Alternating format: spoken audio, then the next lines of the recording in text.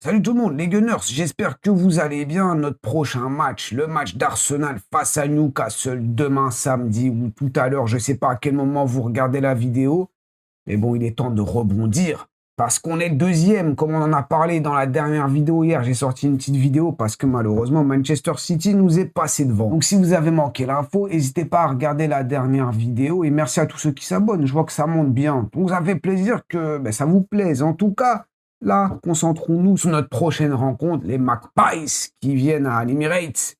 Et bon, on a déjà quelques petites infos concernant leur effectif. Il y a quand même quelques absents de leur côté, à savoir Anthony Gordon, qui est quand même pisté par Arsenal. On va pas le voir. Ouais, on va pas le voir. Il avait claqué la célébration, je crois que c'était la saison dernière, ou il y a 2 ans, quand il nous avait éliminés de la Carabao Cup, il me semble. Ouais, il me semble, c'est ça.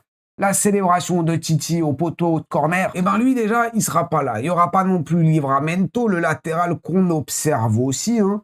Il y a pas mal de joueurs en vrai de Newcastle qu'on observe, mais lui non plus, il sera pas là. Il a un problème. Il y a aussi Joe Linton qui est suspendu, carton rouge. Enfin, à mon avis, c'est trop de cartons jaunes. Mais bon, il sera pas là non plus. On sait que c'est quand même 3 hommes assez importants dans cet effectif. Quoique Livramento, c'est vrai qu'il a pas mal de blessures ces derniers temps. Donc peut-être qu'ils font 100. Parce que de toute façon, il y a Lewis Hall. T'as Trippier aussi. Donc bon, Livramento, peut-être un peu moins le cas, mais Joe Linton, on sait, beaucoup de caractère au milieu de terrain. Il court beaucoup. L'ancien attaquant, il me semble que c'était un buteur avant, hein. Ouais, il est passé milieu de terrain.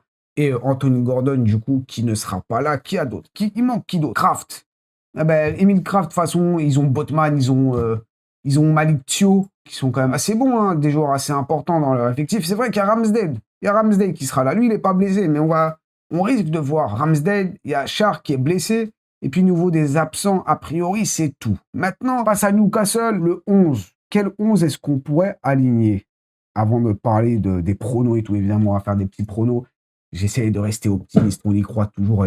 Si c'est pas la bouteille, c'est la chaise, désolé. Mais le 11, sachant que du coup, Jurien Timber, ça fait quand même quelques jours, quelques semaines, on nous dit il est de retour, Calafiori la même chose, et Bukayo Saka, justement, on nous dit qu'il sera peut-être disponible face à Newcastle, quoique je me dis, même s'il est dispo, calma peut-être, parce que c'est quand même le tendon d'Achille. Ça prend quand même pas mal de temps à se régénérer. Je suis pas médecin, mais j'ai déjà eu des petits problèmes à cet endroit-là.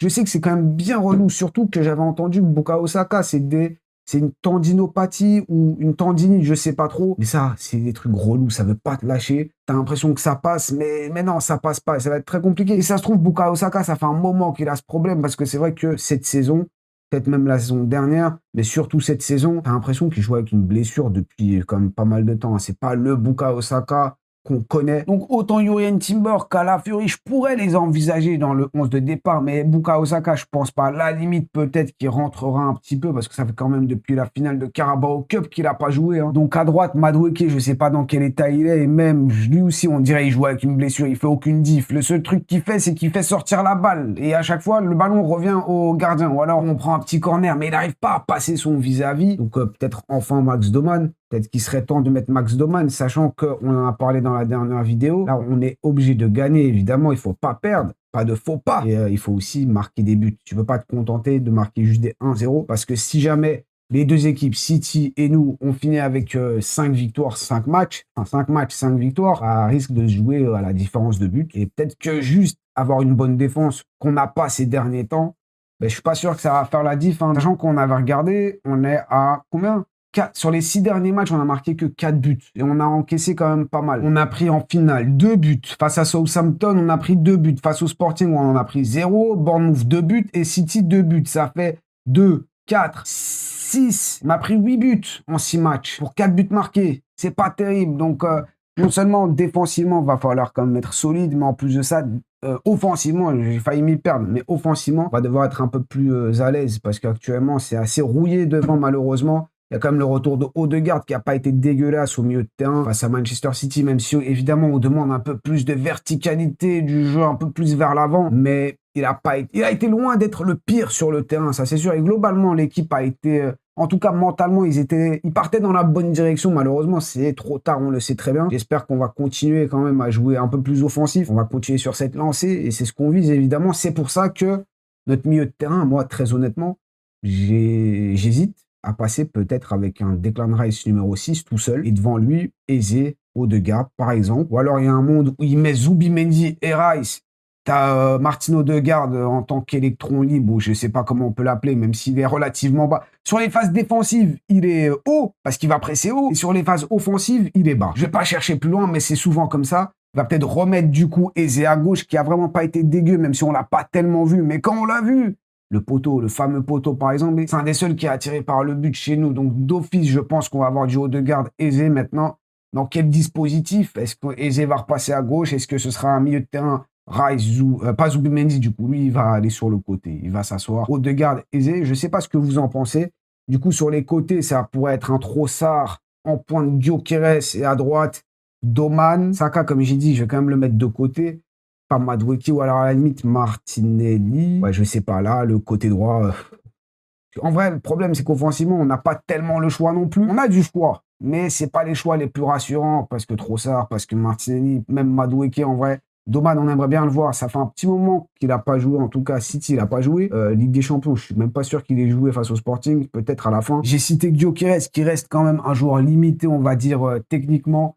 Mais je préfère quand même Gyökeres à Kai Havertz, tout ce qu'il a manqué. Ok, peut-être dans le jeu, il n'a pas été dégueu, même si, encore une fois, son style. J'en parle beaucoup dans les vidéos de la chaîne principale. Son style un peu nonchalant, un peu flemmard. Je peux pas vraiment. En plus de ça, il finit pas les actions. Donc, je préfère vraiment mettre Gyökeres. Maintenant, peut-être que certains d'entre vous veulent Havertz. Ok, ben dites-moi ce que vous en pensez. Qui est-ce que vous mettez? Gyökeres, Havertz? Je préfère quand même Gyo, malgré tout. Peut-être que tactiquement, c'est un peu plus intelligent de mettre Havertz. Je suis pas un expert, donc n'hésitez pas à me dire ce que vous en pensez. Mais moi, je partirais quand même sur un Gyo. On l'a dit, peut-être l'option Rice, Odegaard, Eze et deux ailiers sur les côtés, hein, au choix d'Arteta, j'en sais rien. Et derrière, évidemment, Saliba, Gabriel, Raya. Et à gauche, il y a Nkapie qui est parmi les meilleurs, mais il est parmi les meilleurs surtout parce qu'on défend. En tout cas, derrière, il donne beaucoup. Mais est-ce que peut-être le retour d'un Calafiori, je le vois de plus en plus souvent. Et c'est vrai que Calafiori, offensivement, il est plus à l'aise. Quoique, c'est vrai qu'Nkapie, je dirais, ses centres ont l'air meilleurs peut-être. Mais en début de saison, c'était quand même un élément très important de la tactique d'Arteta parce que tu le voyais partout, Calafiori. En plus de ça, il est capable d'enchaîner une grosse frappe. On le sait très très bien. Mais est-ce qu'il va être disponible? Encore une fois, ça n'a aucune idée, mais une option Calafiori, Nkapie. Tout dépend de l'intention qu'on aura dans ce match. Donc Nkapie, moi j'aime beaucoup, mais ça ne me déplairait pas non plus de voir un Calafiori pour le côté plus offensif si on doit aller marquer. Nkapie peut le faire avec ses centres notamment. À droite, peut-être le retour de Timber. Je ne sais pas pourquoi, mais j'ai envie de donner une chance à White. Pourquoi pas essayer avec White? Encore une fois, je me dis pour le côté un peu plus offensif. Aucune idée, on verra bien évidemment. Dites-moi le 11 que vous verrez avec ce qu'on sait. Peut-être qu'entre-temps, on en sait un peu plus. Donc composez-moi votre 11 dans les commentaires. Et du côté de Newcastle, on sait très très bien que c'est pas forcément une équipe qui a quelque chose encore à jouer dans ce championnat. Ils sont quoi? 11e, 10e, un truc comme ça. Techniquement, ils peuvent encore espérer des places européennes. Mais ça a l'air compliqué. Là, je crois que depuis le match face au Barça, ils ont fait 1-0 face à Chelsea. C'était le 14 mars. Là, on est mi-avril. On est fin avril, mi-avril.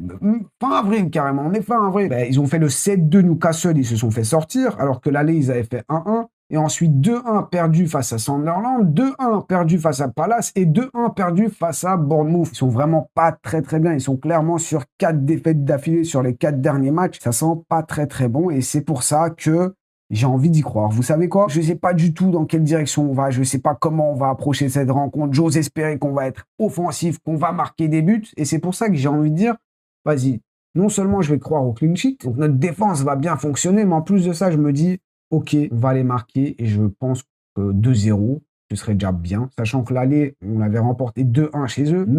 Mais, donc vous voyez quand même, je suis optimiste. Je reste optimiste. 2-0 pour Arsenal à domicile. J'y crois, c'est totalement possible. Maintenant, Newcastle, même s'ils n'ont pas grand-chose à jouer, ils ont des problèmes avec Eddie Howe qui va peut-être pas être là la saison prochaine. Et peut-être qu'ils attendent la fin de saison et ils vont dire au revoir monsieur parce que bon, c'est assez compliqué de leur côté, hein, j'ai l'impression. Vous savez, les matchs, de toute façon, j'ai l'impression que on est pas mal à avoir ce ressenti quand tu joues Arsenal, même si tu es dans la pire forme de ta vie, c'est la mission abattre Arsenal. Tu vas faire le meilleur match de ta vie face à Arsenal. Si tu peux les empêcher d'aller remporter la Ligue des Champions, enfin oui, la Ligue des Champions, mais surtout là, le championnat, ben, tu vas pas te priver. Donc ça ne m'étonnerait pas. Et je vois là, ils ont quand même des Harvey Barnes. Il y a Osula. Osula, il avait marqué un très beau but face à Manchester United. Il y a toujours Tonali. Il y a Willock aussi, c'est vrai. Il y a du Lewis Hall, Trippier, Elanga. Il va falloir faire très attention dans notre dos notamment. Si on va essayer de jouer un peu plus offensif, peut-être qu'il y aura plus d'ouverture pour eux, parce qu'ils ont quand même des joueurs assez rapides. Il y a Ramsdale. Peut-être que Ramsey va faire le match de sa vie, hein. Donc, je me dis pas que c'est gagné d'avance, évidemment, surtout pas maintenant, alors qu'on est à 6 matchs, si quand même une victoire face à Sporting, mais sinon c'est pas des très très bons matchs de notre part. Dans la performance, sauf le dernier match face à City, dans les résultats, c'est pas terrible non plus. Là, les joueurs, soit ils se reprennent en main et j'ai confiance en eux, hein, je veux encore garder confiance parce que c'est totalement possible, soit vraiment cette défaite, c'est un coup en plus. Mais bon, je me dis, allez les gars, c'est à vous de jouer en vrai. Nous, on est malgré tout cœur avec vous. Moi, je me plains. J'ai peur, évidemment, j'ai peur avec tout ce que je vois. Ça me rassure pas, mais c'est pas pour autant que j'arrête de croire. Je crois toujours. Je vous fais confiance, de moins en moins, on va dire, mais bon, on garde espoir, hein, comme d'habitude. Dites-moi quand même ce que vous en pensez. Quel est votre prono? Moi, j'ai dit ce sera 2-0. J'ai essayé de vous donner un peu le 11 qu'on pourrait essayer de voir les différentes options. Dites-moi ce que vous en pensez. Comment vous le sentez cette rencontre? Comment vous la sentez plutôt? C'est tout pour aujourd'hui. Merci à vous. Passez un bon vendredi soir. Bon week-end à vous. On se retrouve évidemment sur la chaîne principale en live. À demain, après la rencontre face à Newcastle, évidemment, en live pour débrief tout ça.